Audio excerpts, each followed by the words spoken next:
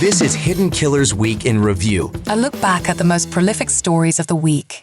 This is continuing coverage of United States versus Sean Diddy Combs from the Hidden Killers podcast and True Crime Today. Picture this. Kanye West shows up at federal court in Manhattan dressed head to toe in white like he's heading to a P. Diddy white party circa 2003, except the only party happening here involves federal prosecutors methodically dismantling Sean Combs' empire one witness time. And today we get the man who literally carried Diddy's drugs in a Gucci pouch, spilling every last detail about what he calls King Nights.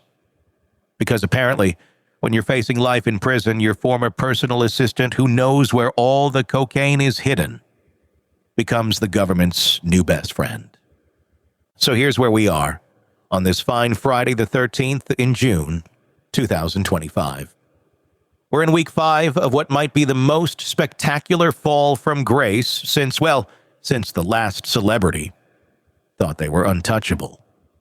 Sean Diddy Combs sits in that courtroom facing charges that could put him away forever.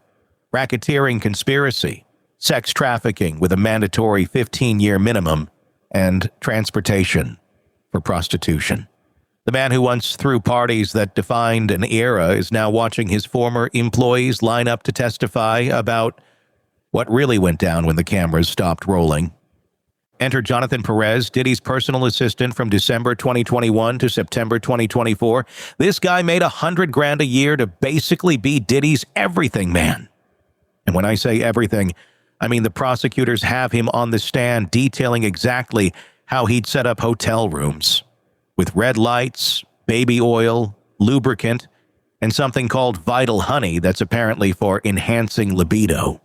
The government calls these freak-offs. Diddy allegedly called them King Nights.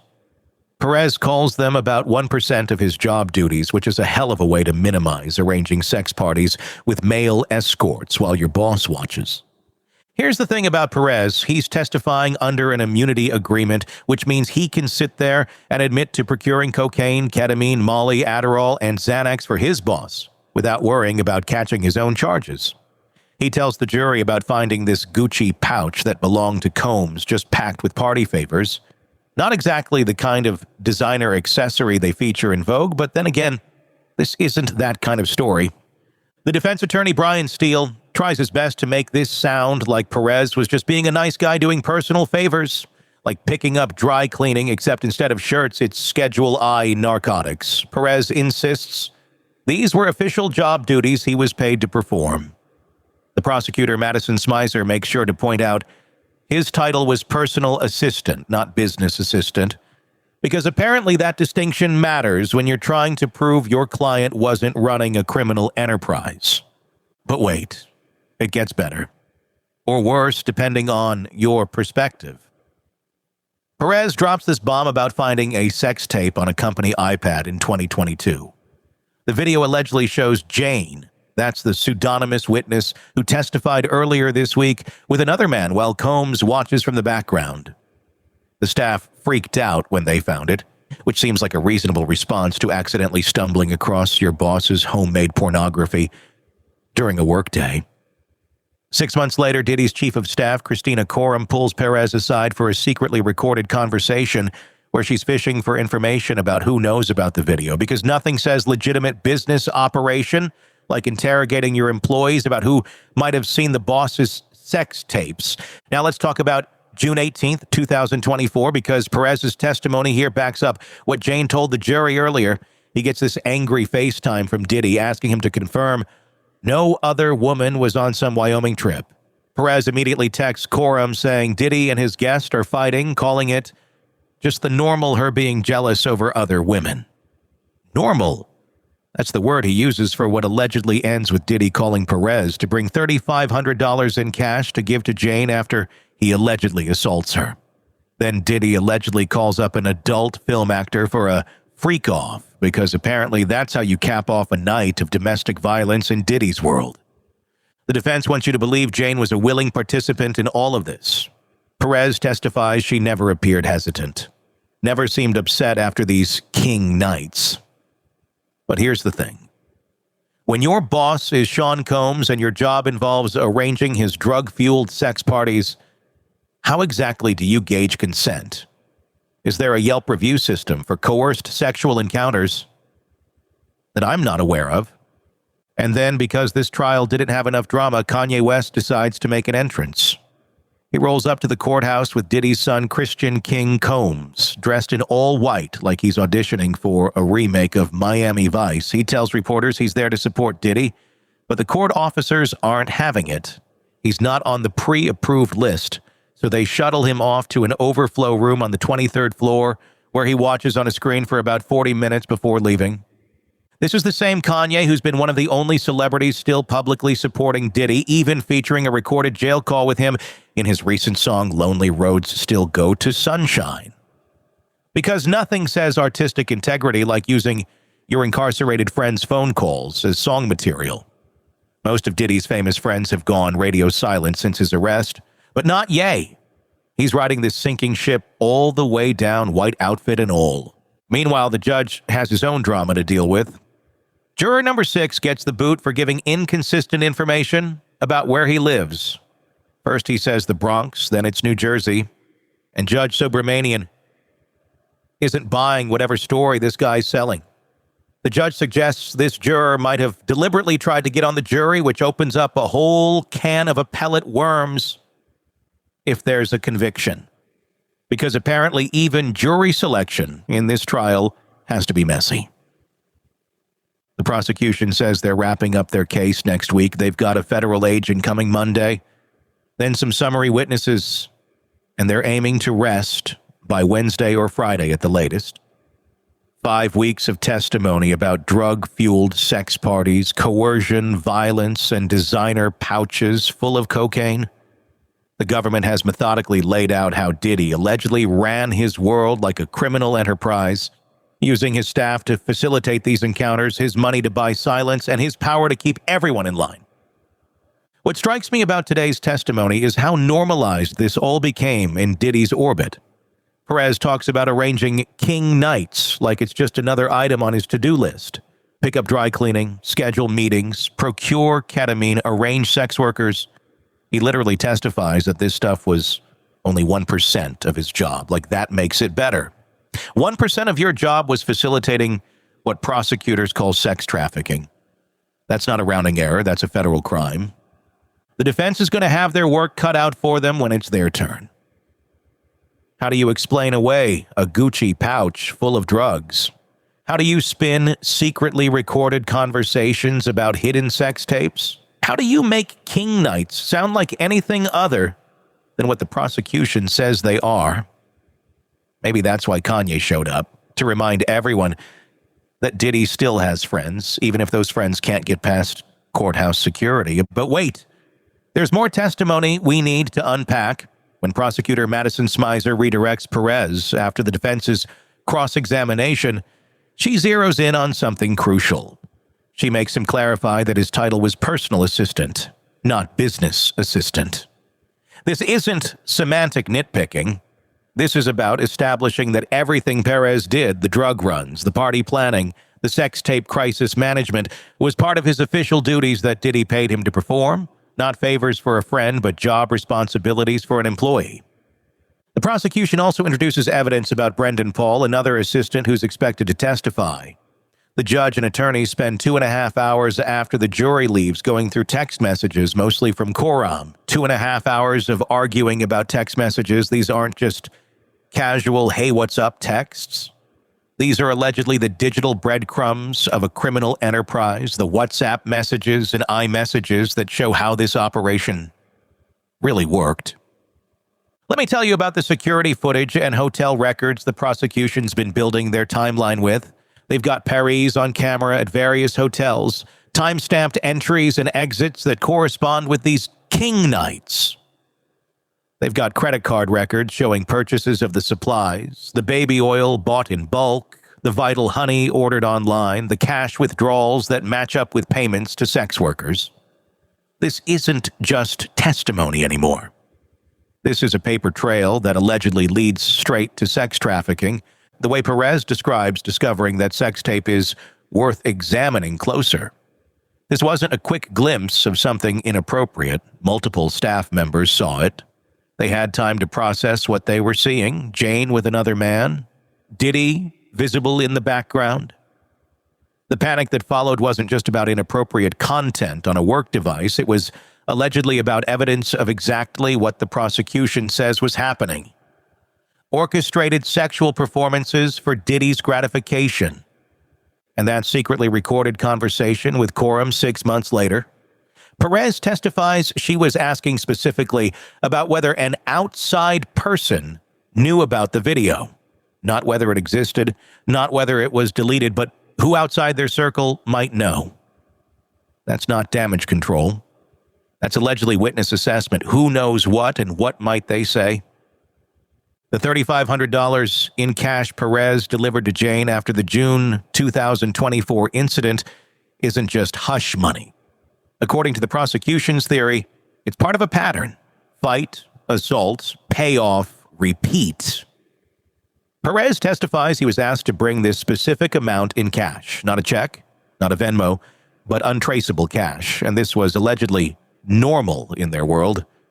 When Steele cross-examines Perez about Jane's demeanor during these encounters, he's trying to establish consent, but Perez's answers are revealing in what they don't say. She didn't appear hesitant. She didn't seem upset afterward, but did anyone ask her? Did anyone check in beyond superficial observation? When your job depends on keeping the boss happy, how closely are you really looking for signs of distress? The timeline matters here too. Perez worked for Diddy from December 2021 to September 2024. That's nearly 3 years of allegedly facilitating these encounters, procuring drugs, managing crises. 3 years where this was his normal, 3 years of red-lit hotel rooms and designer drug pouches and emergency cash deliveries. That's not a brief lapse in judgment. That's allegedly a sustained criminal enterprise. And let's talk about the other witnesses the prosecution has lined up. After the federal agent on Monday, they've got summary witnesses. These are typically the people who authenticate documents, establish timelines, connect the dots the jury might have missed. They're the ones who'll likely walk through those hotel records, those financial transactions, those text messages the attorneys spent hours arguing about. They're the cleanup crew before the prosecution rests. Perez's immunity deal is worth understanding, too. He didn't just get a free pass for cooperating. Immunity deals require complete truthfulness. If he lies about anything, the deal's off, and he can be prosecuted for both the lies and the original crimes. So when he sits there admitting to procuring cocaine and ketamine for his boss, he's betting his freedom on telling the truth. That's powerful for the prosecution. The defense's strategy so far seems to be painting these as consensual adult activities that maybe crossed some lines but don't rise to sex trafficking. But every witness adds more weight to the prosecution's version. The power dynamics, the drugs, the money, the secrecy, it all allegedly adds up to something far more sinister than just alternative lifestyle choices. Think about what kind of organization has a protocol for handling the boss's sex tapes being discovered. This wasn't a one-time oops moment. This was allegedly systematic enough that when it happened, there was a response plan. Coram knew to have that conversation with Perez. She knew to record it. She knew to ask about outside knowledge. That's not crisis management. That's allegedly standard operating procedure. The fact that Perez describes the June 2024 incident as just the normal her being jealous over other women tells you everything about how desensitized this inner circle had allegedly become. Domestic violence reduced to a scheduling inconvenience. Pick up the boss, deliver cash to the victim, arrange a sex worker for afterward. Just another night in Diddy's world. We're watching the complete dismantling of an empire built on parties and power. Every witness brings new details about how allegedly normal it all seemed when you were inside that bubble. Personal assistants, treating drug procurement like expense reports, staff members stumbling across sex tapes like they're finding forgotten files. A world where bringing your boss cocaine in a designer pouch is just another Thursday. The judge promised the jury they'd be done before July 4th, which means we're in the home stretch. Next week, the prosecution plans to rest after their federal agent testifies and their summary witnesses tie everything together with documents and evidence. Then it's the defense's turn to try to reframe 3 years of testimony about drugs, coercion, and exploitation as something less than criminal. What we know for sure is that Jonathan Perez just gave the government everything they wanted. An insider's view of how Diddy's world really worked. Not the glamorous parties we saw in magazines, but the red-lit hotel rooms and drug runs that allegedly happened after everyone else went home. He painted a picture of a man who used his wealth and power to create a world where his desires were law and his staff were the enforcement, where king nights were just business as usual and keeping the boss happy meant keeping the cocaine flowing. Let me paint you a more complete picture of what Perez actually told that jury today, because the devil's in these details. When he describes setting up these king nights, he's not just talking about throwing some candles around a hotel room. This is a full production. Red lights specifically, not mood lighting, red lights. The kind that make everything look like a scene from some B-movie bordello. Then there's the shopping list. Condoms, lubricant, baby oil, and this vital honey stuff that Perez has to explain to the jury is basically Viagra in honey form. The prosecutor asks him who told him to set up these encounters. Christina Coram, Diddy's chief of staff. Let that sink in. The chief of staff of a multi-million-dollar business empire is allegedly directing employees to arrange sex parties. This isn't some rogue assistant going off script. This is allegedly company policy, delivered from the C-suite. Perez testifies that sometimes these king nights would last for days. Days. We're not talking about a quick hookup here. These are allegedly marathon sessions fueled by cocaine and ketamine, with Diddy allegedly watching while Jane has sex with male escorts. The government has been building this narrative that these weren't consensual adult encounters, but orchestrated performances where saying no wasn't really an option. And about that Gucci pouch, Perez doesn't just mention it in passing. He details the contents like he's reading a pharmacy inventory. Cocaine, ketamine, Molly, Adderall, Xanax. This isn't recreational use we're talking about. This is a mobile drug dispensary and designer packaging. When the defense tries to minimize this, suggesting maybe Perez was just holding it, or it wasn't really Diddy's, Perez is clear. This belonged to his boss, and he knew exactly what was in it because part of his job was allegedly making sure it stayed stocked. The defense attorney, Brian Steele, and can we talk about how perfect that name is for a defense attorney? He tries this interesting strategy. He gets Perez to admit that organizing these king nights took up maybe 1% of his time. Like that matters. If I spend 1% of my time robbing banks, I'm still a bank robber. But Steele's trying to paint this picture that Perez was mostly doing legitimate business tasks, and occasionally, just occasionally, he'd arrange a drug-fueled sex party. You know, as one does. Here's where it gets really interesting. Perez testifies about this company iPad situation in 2022. He doesn't just say they found a sex tape. He describes how multiple staff members discovered it, how they freaked out, how word spread through Diddy's inner circle like wildfire. Then 6 months later, 6 months, Coram pulls him aside for what Perez describes as an interrogation.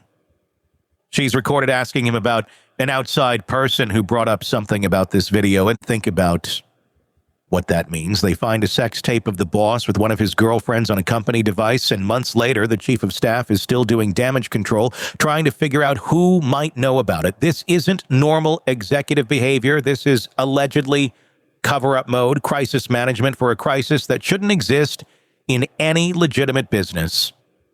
The June 2024 incident testimony is particularly damning because it corroborates Jane's earlier testimony down to specific details.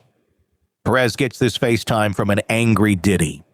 Not a text, not a call, a FaceTime where Diddy can see his face while he demands to know if another woman was on this Wyoming trip. Perez immediately recognizes this as trouble brewing. His text to Coram doesn't say the boss seems upset.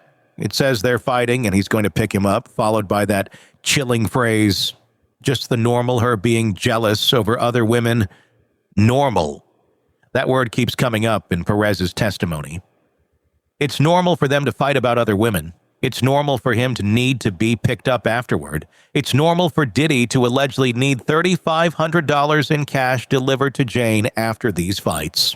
And apparently, it's normal for Diddy to allegedly cap off the evening by calling in a porn star for a freak off. While Jane's still dealing with whatever just happened, the defense wants to focus on how Jane appeared during these encounters. Perez says she never seemed hesitant, never appeared upset afterward. But what's he supposed to say? That he knowingly participated in sex trafficking? He's got immunity, but there are limits. So he paints this picture of a willing participant, but the prosecution's whole case is about how consent gets complicated when there's this massive power imbalance, when saying no might mean losing everything. Let's talk about the money for a second. Perez made $100,000 a year. That's good money for a personal assistant, even in New York. But think about what he was allegedly being paid to do. This isn't just picking up dry cleaning and managing calendars. This is allegedly facilitating federal crimes. That $100,000 starts to look less like a salary and more like hush money when you consider what Perez knew and what he was willing to do. The Kanye appearance deserves more attention too, because it's such a perfect metaphor for this whole situation. Here's one of the few celebrities still publicly supporting Diddy, and he can't even get into the actual courtroom. He's relegated to an overflow room, watching on a screen like he's at a sports bar instead of a federal trial. Even his support is at arm's length, filtered through security and distance. And let's be real, showing up in all white to a federal criminal trial is a choice. This isn't the Met Gala. Your friend is facing life in prison, and you're treating it like a fashion moment. But that's always been part of this world, right? The performance never stops, even when the venue changes from a nightclub to a courthouse. Judge Subramanian's handling of the juror situation is fascinating, too. This juror gave inconsistent information about something as basic as where he lives. The Bronx or New Jersey, these aren't adjacent neighborhoods where you might get confused. These are different states. The judge's suggestion that this juror might have deliberately tried to get on the jury opens up huge questions.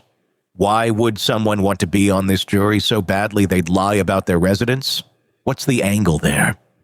The timeline the prosecution's working with is tight. They want to rest by next Wednesday or Friday at the latest. 5 weeks of testimony, and they're almost done building their case. Monday brings a federal agent to the stand, which usually means they're going to tie together all the evidence with some law enforcement perspective. Here's how we investigated. Here's what we found. Here's how it all connects. The summary witnesses after that are typically there to authenticate documents or evidence, the cleanup hitters before the prosecution rests.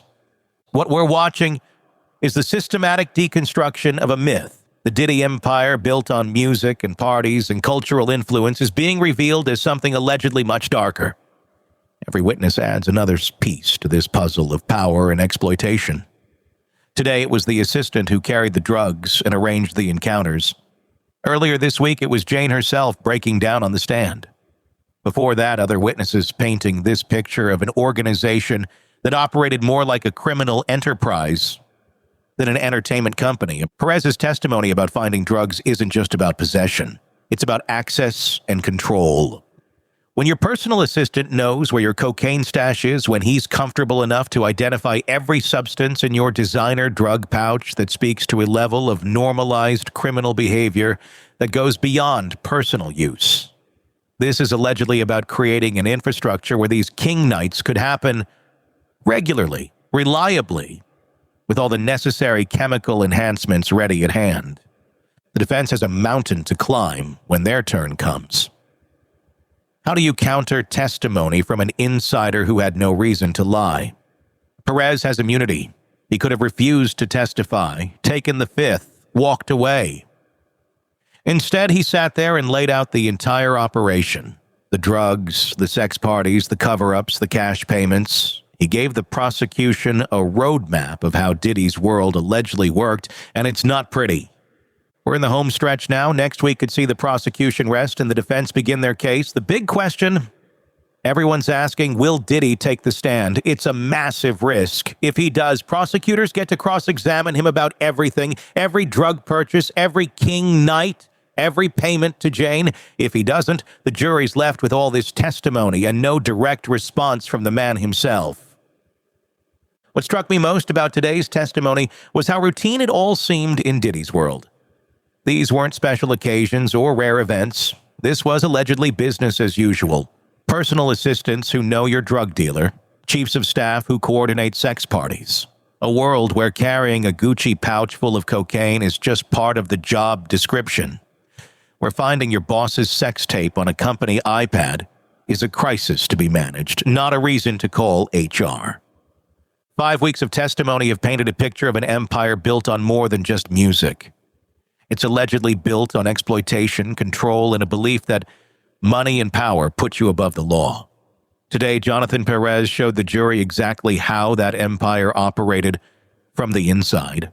Not the glossy magazine version, but the red-lit, drug-fueled reality that allegedly happened when the cameras stopped rolling. The judge promised the jury they'd be done before July 4th, and we're almost there. A few more witnesses, closing arguments, and then 12 people will decide if what we've heard amounts to sex trafficking or just the lifestyle of the rich and infamous.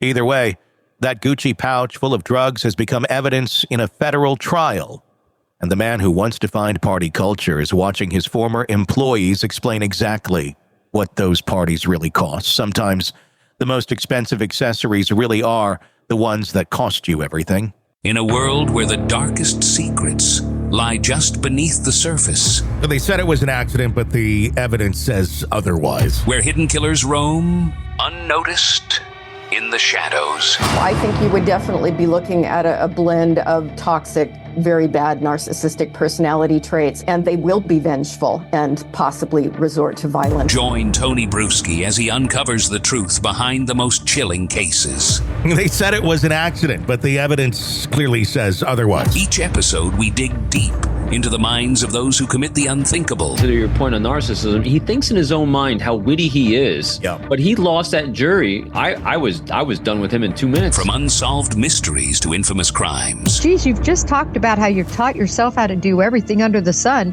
I bet you did a YouTube video, how to best kill somebody with a knife. Hidden Killers with Tony Brueski takes you where few dare to go. How does someone with such a dark secret go unnoticed for so long? With multiple new episodes every single day. We're not just telling stories, we're seeking justice. Listen now on Apple Podcasts or wherever you get your podcasts. Just search for Hidden Killers with Tony Brueski.